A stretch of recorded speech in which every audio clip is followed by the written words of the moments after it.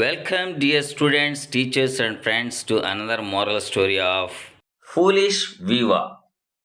There was a weaver living in a village. One day, while working on his loom, he noticed that the loom needed some repair.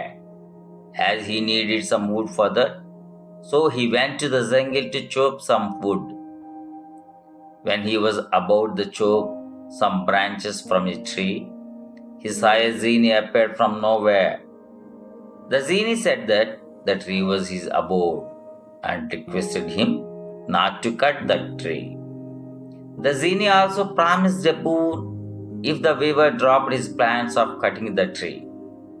The weaver was not confident about himself and hence said that he would like to take advice from his wife about the boon. After that, the weaver returned to his home and told his wife about the genie and the boon. The wife was even dumber. She said that he should ask for one extra head and two extra hands.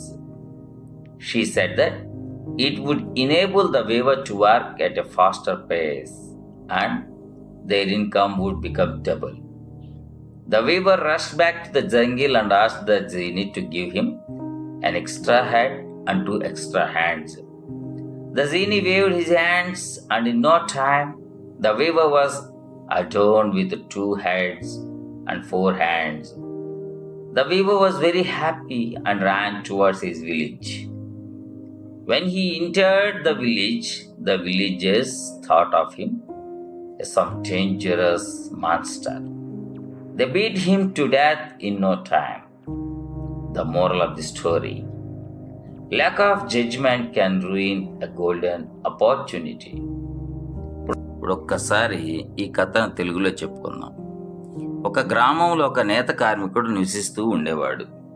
ఒకరోజు ఆ నేత కార్మికుడు నేత నేయడం కోసం మగ్గం మీద కూర్చోగానే ఆ మగ్గం చెడిపోవడాన్ని గమనించి దాన్ని రిపేర్ చేయడం కోసం చెక్క అవసరమైతే ఆ చెక్క కోసం అడవికి వెళ్ళి చెట్టుని నరకబోతూ ఉంటాడు.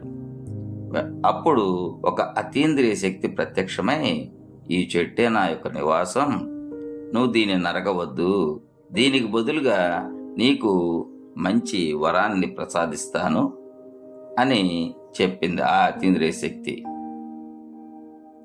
ఆ నేత కార్మికుడు తన మీద తనకు నమ్మకం లేక, నేను ఇంటికి వెళ్ళి మా భార్య యొక్క సలహా తీసుకుని వస్తానని చెప్పాడు.